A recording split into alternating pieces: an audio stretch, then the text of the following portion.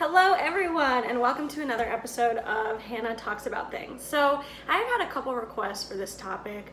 I've been hesitant because it's more of a niche? Like quiche? I don't know. Okay. It's more of a niche topic, but I do believe that everybody in the world could benefit from it. So I'm here today to talk about the 12 steps. So you may be familiar with various 12-step programs. Some of the most common are the 12 steps of Alcoholics Anonymous, 12 steps of Narcotics Anonymous, we have Codependence Anonymous. And so the wording of the 12 steps varies just a little bit, but they are in essence exactly the same. So I'm going to give a breakdown of what the 12 steps are and what has been taught to me about the 12 steps. So I'm a firm believer that you don't need to be someone in recovery from addiction, from codependency, from anything to apply some of the principles behind the 12 steps and better your life. So often some of the questions I receive are, okay, but how do I get to a place of self-esteem? And how do I start to trust others? And how do I deconstruct some of my past wounds in order to live wholeheartedly? And my answer is typically the same. We have to continuously step into the discomfort enough times until we become comfortable with it and essentially identify what our core issues are and then deconstruct them. So the first part of any problem-solving process is identifying the problem. And so this is what we're going to do with a deconstruction of the 12 steps. I'm going to use the wording that is original from Alcoholics Anonymous, but I will make a point to talk about how you can change the wording a little bit to suit whatever it is are your needs or your specific areas of discomfort and feel like you need to grow. So with that, welcome. Okay, so the 12 steps, there's 12 of them. And the first one is admitted that we are powerless over alcohol and that our lives have become unmanageable. So change the word alcohol with anything you want. Admitted that we are powerless over drugs. Admitted that we are powerless over nicotine, over binge eating, over how much Netflix we watch. Admitted that we are powerless over other people, right? So if you struggle with control, and that may be more overt, like trying to control other people, or more covert. And to me, what that looks like is trying to change yourself in order to kind of alter the outcome, right? So if I am hustling my worthiness for approval, right? I'm essentially trading my authenticity for your approval. That is a form of control. I'm trying to control what you think of me. So whatever the case may be, the first part of this whole process is admitting that I am powerless over it. And as a result of this powerlessness, my life is unmanageable. So I'm going to go with alcohol.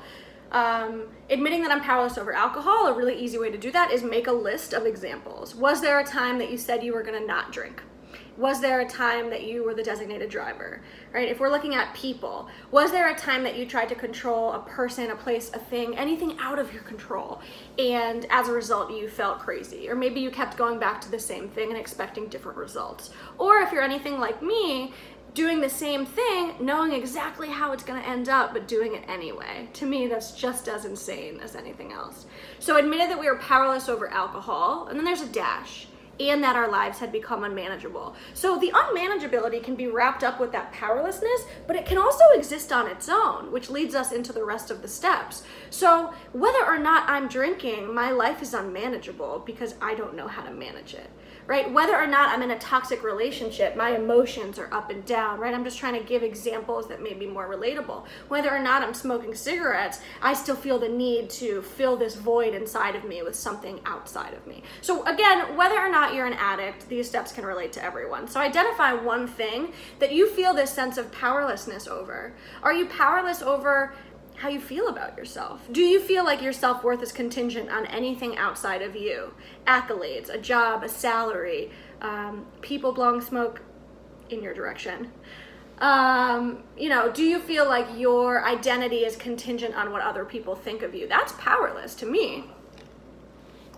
So then there's this dash, and that our lives had become unmanageable. So obviously if you're watching this and you're thinking about something that's been problematic, there may be a level of unmanageability attached to it. So do you have a hard time putting down the phone and stop buying things on Amazon? Unmanageable, right? And there's varying degrees of unmanageability.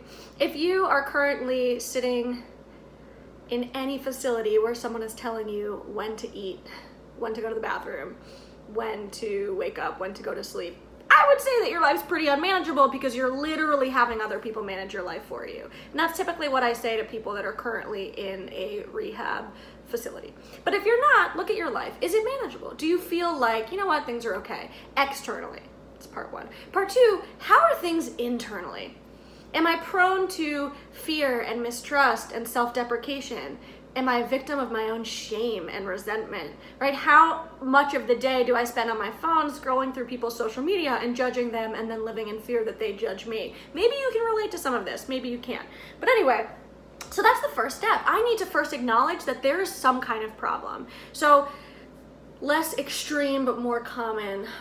Let's say you're in a friendship that you feel totally obligated to be in, and it's just one that checks the boxes, but you feel like you can't say no to them because then they're going to be mad at you. I would say there's a level of powerlessness in there, and your life may be unmanageable as a result because you feel fear, you feel like you have to walk on eggshells, you feel like you have to say the right thing, etc. Okay, so that's step one. I'm powerless, my life's unmanageable. Now, even when I remove myself from said thing, right, alcohol, drugs, the relationship, the unmanageability still lives on in me. Self-centered fear, right, fear of what people think, not able to be authentic. Maybe I'm spending so much money because I'm trying to fill the void where a relationship was, etc. You get my point. So that's step one. Pick something that you feel powerless over and admit your life's kind of unmanageable as a result of it.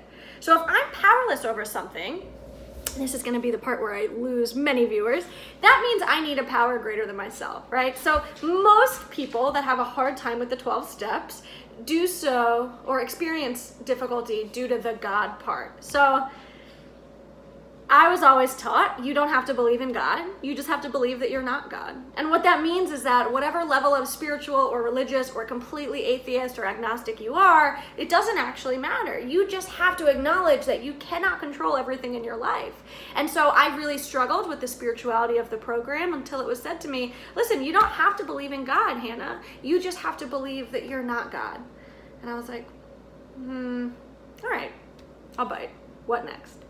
So the second step is came to believe that a power greater than ourselves could restore us to sanity. So if you're not in recovery, again, you may be like, I don't know how that has to do with me, and so I'll ask you to skip until probably step 4 and 5. But if you are in recovery or you're open to spirituality and possibly religion, then stay with me.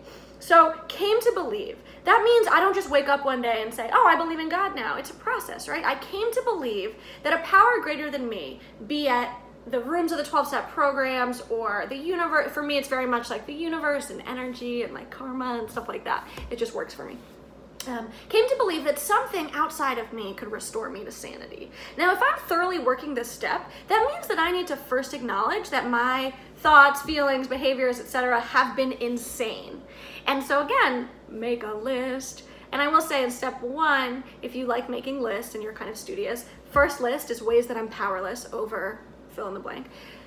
And then list 2 is ways that my life is unmanageable when I was engaging in that, and also ways that my life's unmanageable now, even when I'm not engaging in it, right? So it's either 2 or 3 lists. Step 2, the list is tell me about your insanity, right? Write ways that are examples of your insanity. Do you keep returning to the same toxic relationship? Do you keep repeating patterns in relationships? And to anyone else who's not really looking at themselves, because we all have our own things, right? But to anyone else, your behavior seems insane. Write down those things. Why do I keep going back to the same person? Why do I keep drinking when I know I'm going to get in a blackout and get a DUI, etc., etc.? Whatever it may be. What is the insanity in your life? So coming to believe that in a higher power, right? Nature, love, the universe, God, Jesus, Moses, Allah, I don't know. The cool thing about the 12 steps is, and you'll find this in the next step, it says, turned our will and our lives over to the care of God as we understood him or her. It says him, but or her, right? So step 2 is came to believe that a power greater than ourselves could restore us to sanity. Do you really believe that you need to be restored to sanity? Is your behavior, are your thoughts, your feelings insane?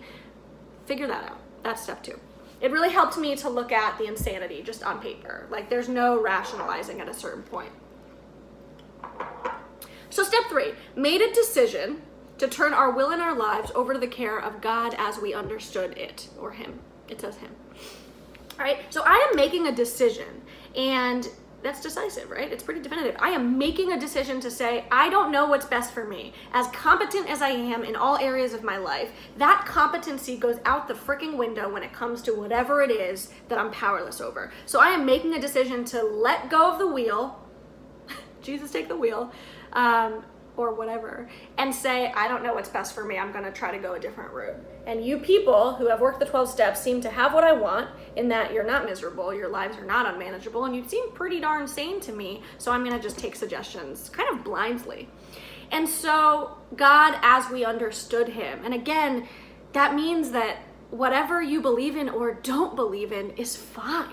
You don't have to believe in Jesus. You don't have to believe in Moses. Right? You don't have to, I'm pointing not because I am Moses, but because I'm Jewish. You don't have to believe in anything. You just have to believe that that God isn't you, right? I'm going as quickly as I can, but the next step is really, really, really pivotal. And so this is where we go from kind of intangible, like motive and intention driven, like I'm admitting I'm powerless, I'm coming to believe in a power greater than myself that could restore me to sanity. And now I'm making a decision. This decision is really going to be kind of more concrete when I take action as a result. So the best way to work a step 3 is to go right into step 4. Again, this is my opinion. This is what I've been taught. People have different opinions on this. And so before I move on to step 4, which gets a really bad rep in the 12 steps, people are like, oh, the 4th step, I sat on it for months. And it's like, it's nothing you don't already know, but I'll get to that in a second. In the 3rd step, something that can really help kind of explore where you do lie on kind of the spirituality scale is, what do I want the qualities of my higher power to have?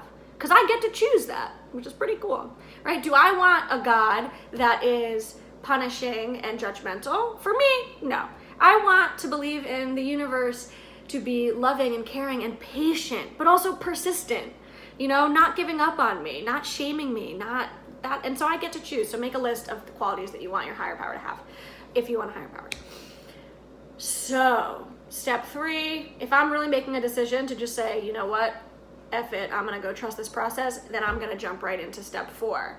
I have typically worked with people in a 12-step involvement arena who I tell them, write one thing down, at least one thing down every day, like physically write it down and put it in a box or a jar or something, so you are physically getting into the habit of letting things go. And although it sounds kind of corny, it's really helpful because, again, the first 3 steps are pretty intangible and abstract, and for me, I really like more concrete, like what am I doing? So write down whatever it is that unmanageability and powerlessness.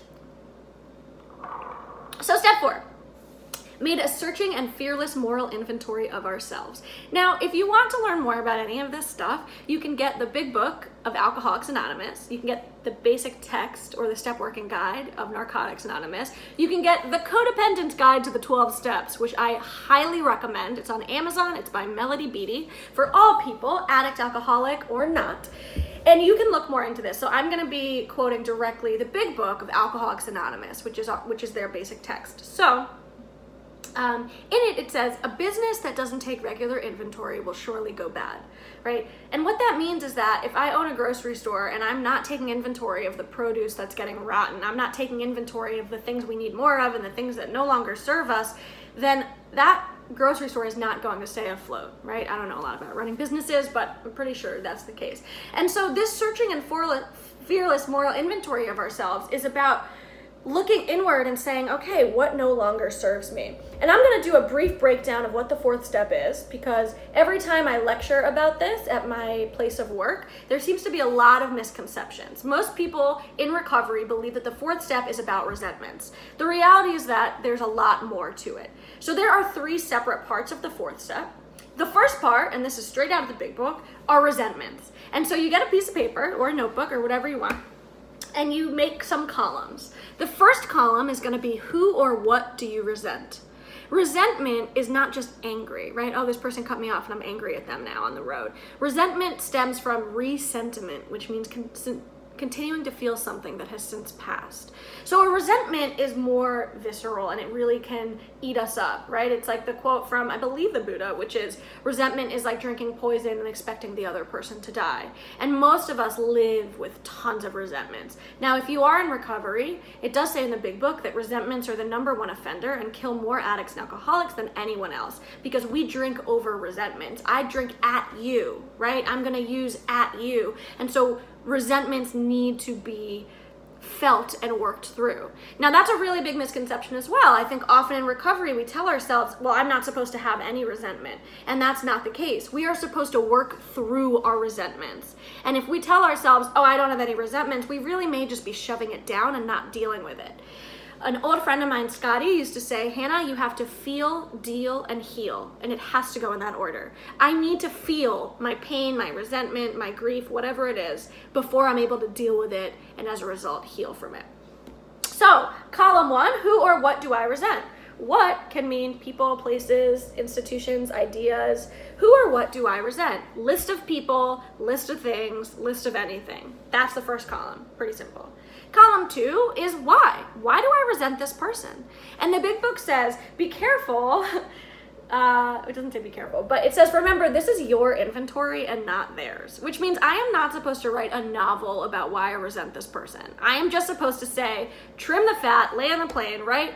In, like, the crux of the dip is that I resent this person because X. Try to make it as succinct as possible. Again, you can look at the big book for an example there. So part 1 or column 1 is who or what do I resent. Column 2 is why, right? No details, no whatever, just why do I resent them. Column 3 is what does it affect in me? And it gives you a list of things to choose from, right? And you can do this however you want, but does it affect my pride, my self-esteem, my personal relationships, my sexual relationships, my pocketbook, right? My finances, my security. What is this resentment affecting in me? So who do I resent?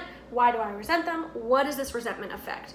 And then the 4th column, which is really helpful to do with another person. In recovery, we're taught to do this with our sponsors, even though that doesn't say it in the big book, because sponsors didn't exist in 1939 when the big book was written, but that's okay. We do this with another person because we can't always think our way out of our own insanity. So we start to look at our part. Taking out what the other person did, taking that out of our mind, what is our part in the resentment? Now, I will say, if you have ever been the victim of any level of abuse or trauma, your task is not to say, how did I ask for this, right? Our task is not to victim shame. We can look at, what is my part in holding on to this resentment for X amount of years or decades, right? Because we know that time does not heal all wounds. But for our other resentments, we say, what's my part, right? Was it my fear? Was it my self-sabotage? Was it my expectations, right? For me, 99% of my resentments stem from my expectations that other people should act the way I do. That's my part. That has more to do with me than anyone else. So that's the 4th step, made a searching and fearless moral inventory of ourselves. Oh my God, no, it's not. That's just the first part. So I said there's 3 parts. Again, reiterating one more time. Column 1, who or what do I resent? Column 2, why do I resent that? Column 3, what does this resentment affect? Column 4, what's my part in the resentment? So that's part 1 of the 4th step. Part 2 is a fears list. You literally just write a list of things that you are afraid of. It can be quite illuminating when there's a lot of catch-22s, like fear of success, fear of failure, fear of commitment, fear of abandonment, right? Just set an intention, if that's your thing, pray if that's your thing, to be searching and fearless, and just write down a list of fears. This doesn't have to be perfect, because all you can do is as good as you could do in any given moment. So you just write down a list of fears. That's part 2. Part 3, and a lot of you are not gonna like this, is sex conduct. It's an inventory of your relationships, right? So whether it was sexual physically or an emotional affair or whatever it may be, right? The best is to talk to someone that's been through the 12 steps. I was taught, you make a list of people that you have slept with or dated or been with in any capacity, and we start to look at our patterns, right? Did I evoke jealousy, suspicion, or bitterness? Was this experience selfish? Was it more about me than it was about them, right? And again, we kind of look at our patterns, not I'm a victim of my own life because everyone leaves me and everyone does this, and oh, I just have a bad picker, right? See my video on why your relationships suck. It's really so much more of our own personal narrative of, oh, I'm just bad at commitment, which is a major cop-out. Get your people on paper look at the patterns. You are the only common denominator in all of your relationships. So those are the 3 parts of the 4th step: resentment, fear, sex conduct. And as a little extra credit, this is written in the big book, but it doesn't say to write it down, so a lot of people don't. But what I was taught is make a list of ideals. Taking your current relationship out of your mind, if you're in one, what is a list of ideals that you want in a relationship? Do we have standards, right? Emotional availability, humor, intelligence, the ability to have fun, security with self, right? Like what are some things you want in a partner? What are some things you want in a relationship? And then the kicker is that we are to emanate those things because we attract people that are on our level of sanity. So if I am being all of those things, I am more likely to attract someone that values those things. So our task is not to go find someone that meets this cookie cutter mold of our ideals list. That is the 4th step. The 6th step, 5th, I missed one, is admitted to God, our higher power of the universe, to ourselves, and to another person the exact nature of our wrongs. So the 5th step is very vulnerable, right? We take our written 4th step to a sponsor, a close friend, a clergy member, whatever you want, maybe your therapist, and go through the entire thing, right? All those nooks and crannies of our past, all the things we're ashamed of, because we're only as sick as our secrets. It's really true. That's the 5th step.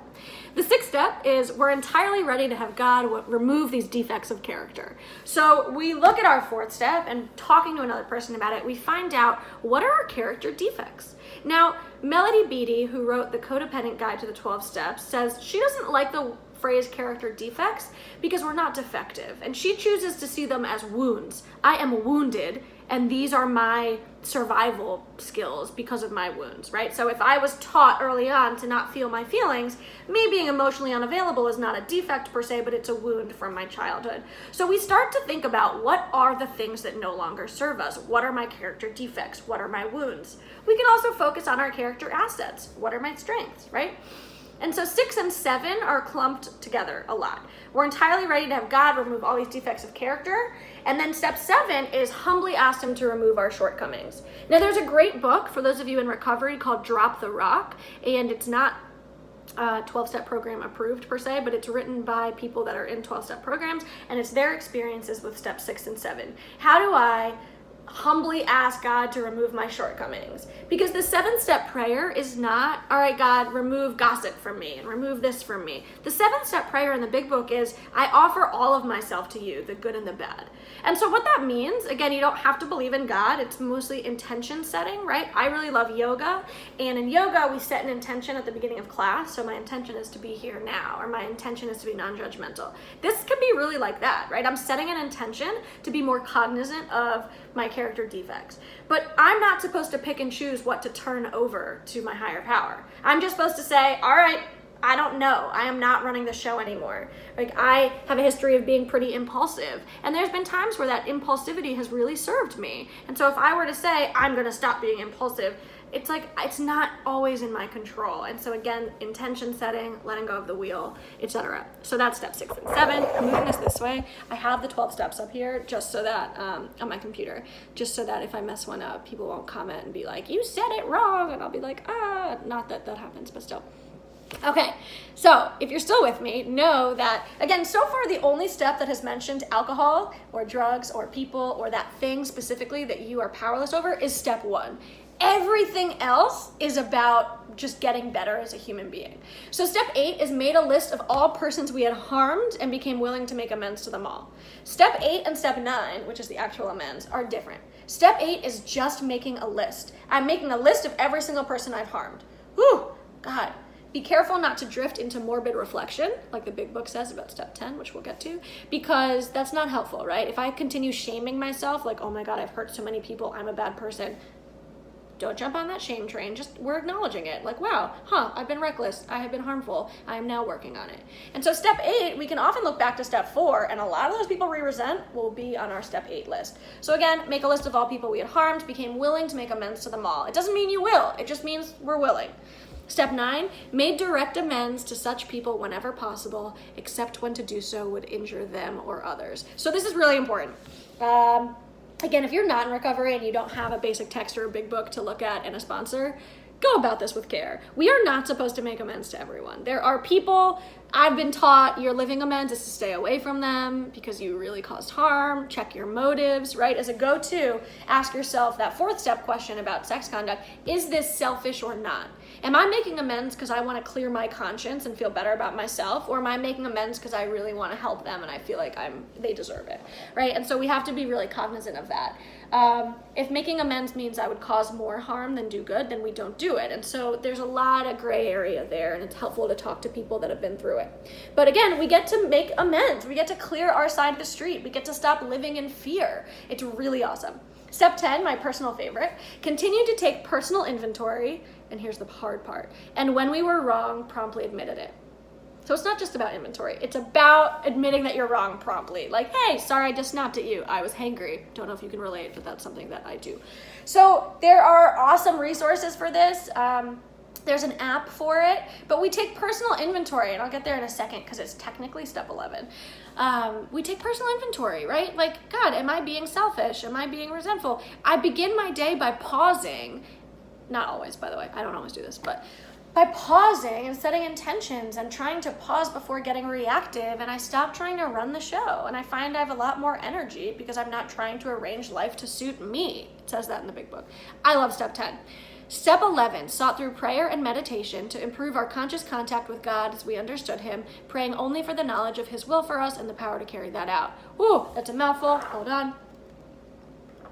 So sought through prayer and meditation. Again, whether it's hitting your knees and praying to God, whether it's going to yoga, whether it's doing a daily reading in the morning, no matter what it is, like I always was taught like prayer is talking to God and meditation is listening. Like do whatever works for you. I love the app Calm. Like I am calm. It is incredible in terms of guided meditations and all this other stuff because I am like the millions of people that say, oh, I'm just bad at meditation. No one is good at meditation. No one just sits down and says, oh, and has a completely clear head. The practice of mindfulness is non-judgmental awareness. And mindfulness is not about clearing your head of all thought. It's about noticing what comes up and noticing without judgment. So I love step 11, and the app for the inventory, which is step 10, but in the big book it's really actually step 11. It's called My Spiritual Toolkit, and I use this often, almost every day, and it's the breakdown of the questions to ask yourself at night before you go to bed in an app form where you can like click yes and no and then expand on it, and then you can text it to someone if you want to. It's super awesome.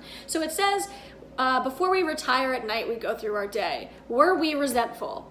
Yes or no? Dishonest, selfish, afraid. Do I owe an amends? Have I kept something to myself which I should really talk to someone else about right away? Was I thinking about myself most of the time, or was I thinking about what I could pack into the stream of life, right? And so this practice makes us super aware. So when I'm gossiping, I'm like really aware in the moment of like, oh, I don't want to put this on my 10th step or 11th. And it doesn't mean I always stop. It doesn't mean I'm perfect, but before I go to bed at night, kind of taking a mental note of what I did well and what I want to work on really helps me grow day by day. And it's super awesome.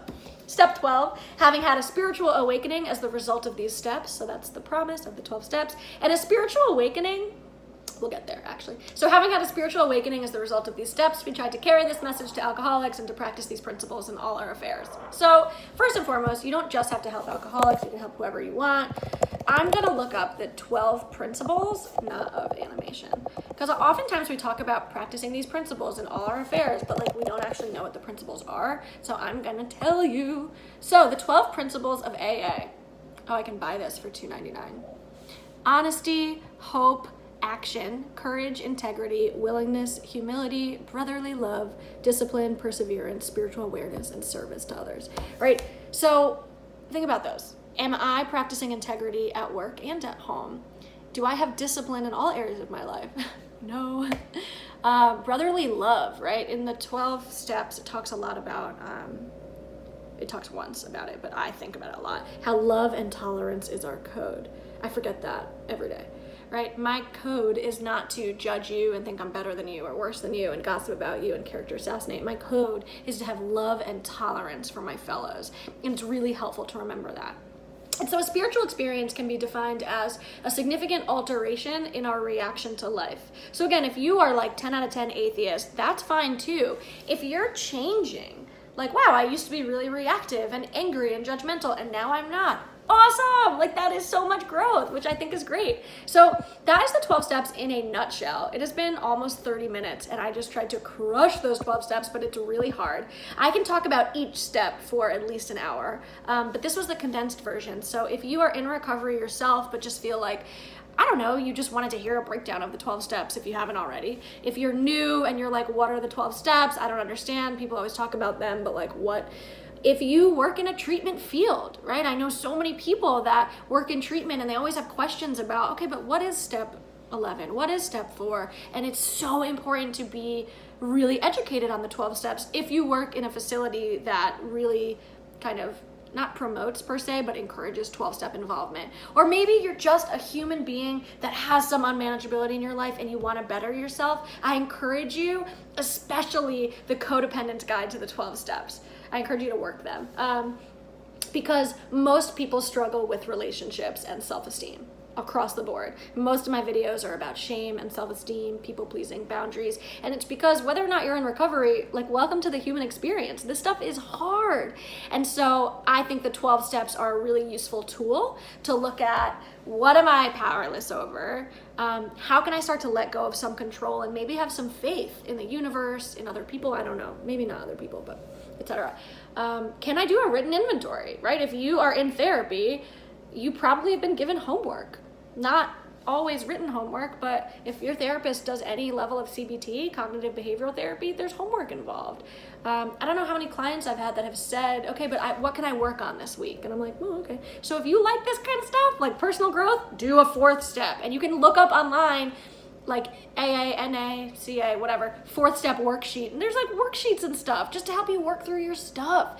6 and 7, right? What are my character defects? How is it that I'm always the one in the middle of drama? What is it about me? Remembering we are not the victim of our own lives. Maybe there was a time that you were a victim. You're not a victim anymore. You are an adult, and what are you going to do about this stuff? Instead of creating the same patterns and then complaining about them, what are you going to do?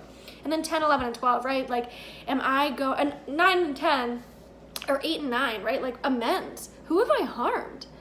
And I don't need people's forgiveness to feel like I need to forgive myself, but it's really awesome when that happens. I have a lot of articles about self-forgiveness, and if you need to forgive yourself for something, even if everyone on this planet forgives you for it, that doesn't mean you'll forgive yourself. So it's not about seeking forgiveness and approval from others, but it is about clearing our side of the street. If you struggle with self-esteem, to have self-esteem, you need to do esteemable things. It is so simple, but we really struggle with that, right? And so I'll also end with this. It's my favorite quote. I quote it in every lecture that I give, like professionally, and it's Rumi, the Persian poet. Your task is not to seek for love, but merely to seek and find all the barriers within yourself that you have built against it. So your task is not to seek love or health or self-esteem. Your task is not to seek sobriety. Your task is not to seek God. Your task is to stop seeking outside of you and to look internally and say, what is blocking me from this? And I believe that 12 steps could be a really useful tool to do that. So I hope this was helpful for you. And if it wasn't, that's cool too. You just listened to me talk for 33 minutes. Have a wonderful rest of your Sunday or whatever day it is when you're watching this. And I will see you next time I make a video. I won't see you because I'm just talking to my screen, but okay, bye.